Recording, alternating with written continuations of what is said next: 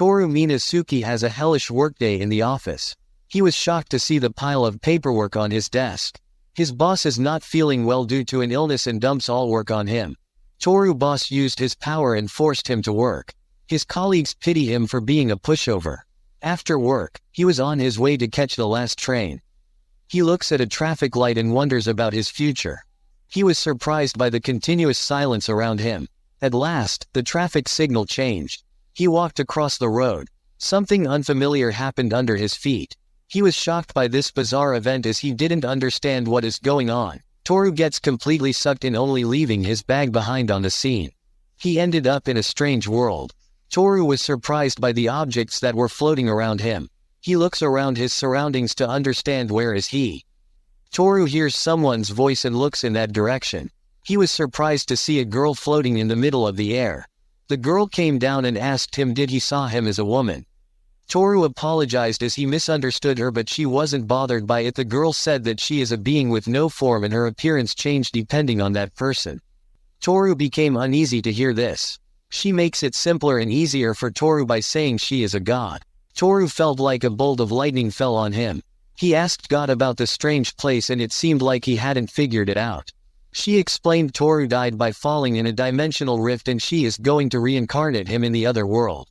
He was surprised because he still had some work left to do, but God only assured him there was nothing to worry about. She used her power and created a screen on the ground, and said she is going to reincarnate him in the world of Aragard. God smiled and said Aragard is hard on reincarnated people. Toru freaked out and said he is an office worker and how he is going to survive in that world. She used her power and created a skill board for him. Toru grabbed the skill board and flesh came out which blinded him for some time. After the flesh skill board disappeared, Toru looked around to understand what just happened. God smiled and said that she had given him a board of skills. With a dull expression, he asked God, is it the same skill board in the video games? God agreed and said that it would help him in his next life. If Toru mastered the skill board correctly, then he can live his next life the way he wants. But God also warned him that he would die if he didn't do it right. God smiled and said someone serious like him would be fine. Like a cat, Toru panicked and thought he had met a devil instead of a god. God noticed a fresh body and transferred his soul in that body. Toru wasn't ready. She used her power and wished him all the best in his next life. He wakes up in a cave. Toru was amazed to see the luminous cave like this. He was surprised to get reincarnated into the other world. Toru wondered why is he in a cave. He felt something strange on the back of his head. He looked at his hand and it was covered by blood. He was surprised to see the blood on his hand. God had promised Toru to give him a new body. The memories of the previous owner rush in his mind.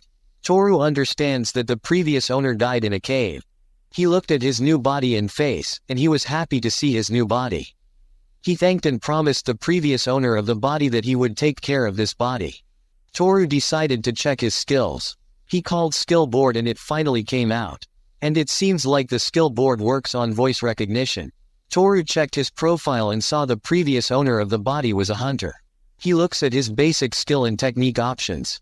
Many skills were popped on Toru's skill board screen. He was surprised to see the multitude of techniques displayed on his skill board and thus decided to check his technique and skills which were right for him.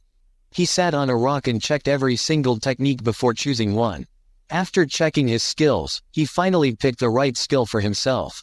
Toru learned sword art and magic techniques to fight against monsters. He also learned language skills to mix up with the people. The skill that worries him most is the break limit, as the skill is less detailed and consumes a high amount of SP. Toru looked at his skill board and decided to try out his new skill. He sensed some kind of danger was getting closer to him. He turned around and looked at the other cave and it felt like something was crawling out from the other cave. A strange beast crawls out from the cave.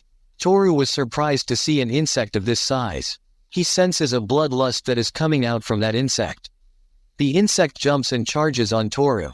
He activates Sense Thought skill and dodges the attack of the monster. He was surprised by the speed and strength of the monster as it crashed into the rock. Toru thought that he would be dead if he encountered this monster before upgrading his skill. The monster charged attack at Toru. Toru activates his second skill, Demonic Sword, and cuts right through the monster. Monster got slashed into small pieces. Toru sighs a relief after he kills the monster. He was happy to choose the right weapon for himself. Toru turned around and looked at the remains of the monster, and they were so gross that he could throw up at any moment. He only hoped that all the insects in this world would not be of the same size. It seems like he has spoken too soon. A horde of insect monsters came out from the cave. Toru activated his skills and killed so many monsters like he was cutting vegetables instead of monsters. The joy of killing monsters was so great that he even thanked God for this life. After killing all the monsters, he sat down on a rock to check his skill board, and it seemed like his level had gone up from level 1 to level 8. He felt lighter after leveling up. Toru finds it gross as he is surrounded by the dead bodies of monsters. He looks at the top of the cliff, and it is the only way out of the cave. Toru tries to reach the edge of the cliff. He jumped and misjudged his jump and got crashed into the cave ceiling. After the crash, some of the stag light fell on Toru. He checked his skill board and it seems like his basic skills have been increased. He looked at the other side of the cave and thought to be extra careful of the world outside was unknown and dangerous. Toru took a look at bright and beautiful stag lights and took some of them with him. Toru walks out from the entrance of the cave. He was happy to see the sun shining bright in the sky. Toru went back to the village of the previous owner. He looks at the villagers and tries to talk to them. Before he can say something, both ladies look at him and scream that the devil is back. He was surprised and speechless by their reaction. An old lady threw a stone at Toru and said there was no place for a demon like him in their village. He was surprised by the old lady's resentment. Toru rushed back to the home of the previous owner of the body. He opened the door of the house and went in. It seemed like previous owner live in a house that is on the verge of collapse. He thinks about the late previous owner as he was hated and avoided by the entire village. Toru looked at the previous owner's possession and took it with them. He activates his storage space skills and put all possessions of the previous owner in the storage space. He looked at the dry meat hanging at window side of house. He ate meat to fill his stomach and thanked Lid for the food. Toru changed into a new set of clothes. After changing, and thought about where to go next, someone ambushed him from behind. The other man used a rock and hit him with that rock. The third man kicks and punches Toru. All three of them were surprised to see Toru alive. Their boss even thinks about how Toru is alive. Second man said that he was sure. Toru bled to death. The third man said they had to make sure this time. After the attack, Toru fell to the ground.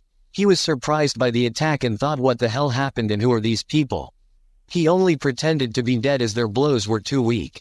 He decided to play along with these men.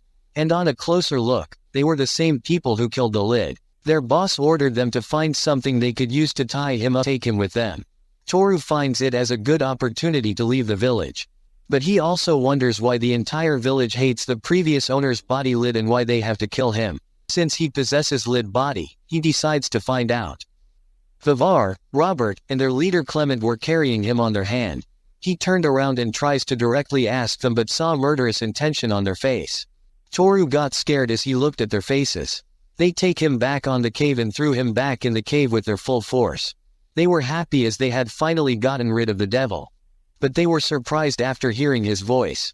They turned back in surprise as they saw he was alive. He wanted them to calm down and listen to him. Clement said he didn't know how Toru got out alive. But it seemed like he wished for a painful death.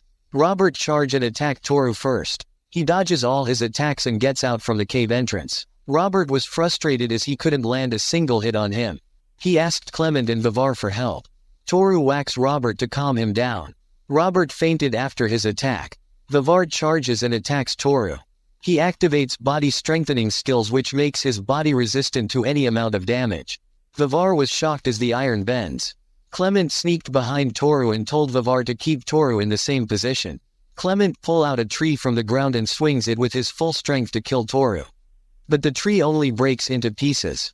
Clement becomes so surprised and asks Toru if he is the same person they knew in past. In wonder, Clement said Toru had become a demon. He asked Clement what he means by the demon and why is he trying to kill him. Clement was dumbstruck by Toru's question. He asked did Toru hit his head or something.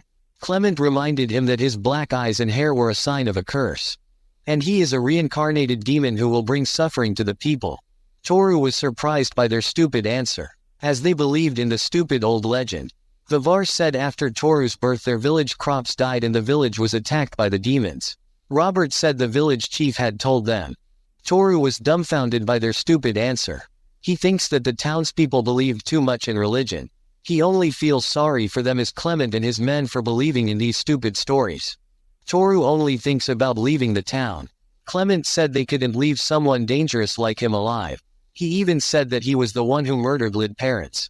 Toru only asks in wonder that the grave close to his house belongs to Lid's parents. Clement agreed and said it's time for Toru to join his parents in the afterlife. He was angry because Lid and his parents had died due to their stupid beliefs. Vivar and Robert wanted to say something but got silenced by a mysterious power. Toru summoned his demonic blade. His eye color changed as he got angrier. Toru's sword and eye color took Clement by surprise. A mysterious aura emitted from Toru's body and forms the shape of a woman. He activates demonic sword skills to kill Clement and his men. Clement assured his men there was nothing to be afraid of, he had to die for the sake of their village. Murderous intention took control of Clement and his men. They launch an attack to kill him. Toru cut right through Clement and his men. He turns around to see their dead bodies. But got surprised to see Clement and his men were alive. He felt that he had cut something. Clement only looks in fear at Toru. He was clueless by their expression. Clement and his men run as they don't want to die. Toru wanted to warn them about the cave which is filled with insect monsters. Only the screaming voices of Clement and his men came out from the cave. The dust has finally settled down and the voices have stopped coming out from the cave. Toru only thought that Clement and his men met a terrible end, but they deserved what they did to Lid and his parents. He looks at his demonic sword in surprise. And think that's why his sword didn't work. Toru checked his face and eye color because Clement mentioned something about his eye color. His perception skill detected a voice emanating from the village exit, indicating the person was in great pain. There was a girl who was surrounded by a group of goblins. She looked around her surroundings and it seemed like goblins had blocked all of her escape routes and she was too far from the city to call anyone for help.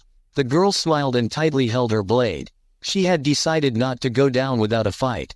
Goblins launch an attack on her. Something zooms through the air and slices all the goblins in front of the girl. The girl looked in surprise and saw a boy killing a goblin in front of her. He looked at the girl and thought, is she some kind of a swordman? And thought, what is she doing in a place like this? He asks the girl if she can still fight. The girl flinched and said yes. He said that he would take care of as many goblins as possible and wanted her to do the same thing. Before she can say anything, Toru disappeared. She was surprised to see him disappear in front of her eyes.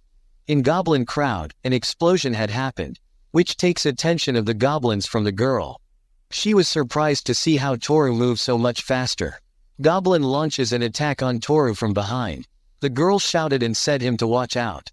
He easily counters the goblin's attack and cuts him like butter. The girl was surprised to see that he was aware of the goblin attack.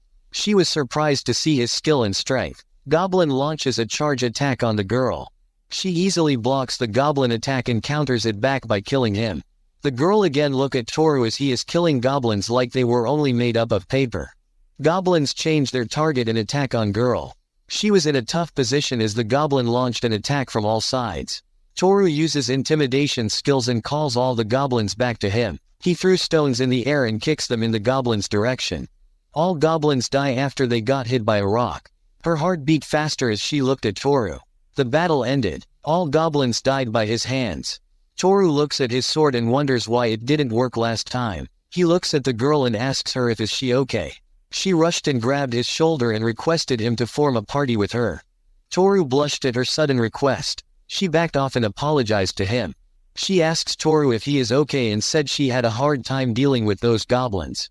Toru said he is fine and got surprised. She asked Toru what happened. He said he got covered in blood and didn't look good like this. She only laughed in an awkward situation and thanked him for saving her life. The girl introduces herself as Esther Regulus and she is an adventurer. Toru introduces himself. He looked at girl as if he were happy that adventurers existed in this world. He had seen her fighting from goblins before with his perception skill. She was a real beauty that exists in his fantasy world. He was happy as she was the first person that he talked to after reincarnating in this world. Once again, Esther gets closer to Toru and asks she haven't seen him in a city before. She asks him is he an adventurer or a skilled knight. He stated that he was neither one of them and he is only a villager. Esther was dumbstruck by his answer. She once again grabbed his shoulder and told him it's impossible for a normal person. Toru got scared and thought that he did something wrong. He tried his best to convince Esther and said goblins belong to the weak race. She only looks in surprise at him and explained it is possible with the small number of goblins, but it is a different story with a large horde of goblins. He was surprised by her reaction. She only thinks Toru is possibly lying to him. He freaked out and thought he needed a license to kill a monster. If that's the case, then he had committed a crime. Esther didn't even know what Toru is talking about. He requested Esther to turn a blind eye to his crime and she could take all the credit for killing goblins. But she only denies it. Toru became nervous and believed that by killing the monster, he had turned into a criminal. Esther cleared up the misunderstanding in his mind. She once again gets closer to Toru and offers him to become an adventurer. She explains the perks of being an adventurer. He can earn a month of expenses in a single day. For Toru, it was like a dream. Esther was eager and wanted Toru to become an adventurer. After hearing her, Toru wondered, can he become an adventurer or not? She explained it is the job of an adventurer to explore new lands and animals and bring them to the world, and adventurers are respected as pioneers of the world. Toru had finally decided to become an adventurer in his life. He asks Esther how he can become an adventurer. Esther explained he had to join the Adventure Guild, and the guild that she worked in is located in the city of Fenris.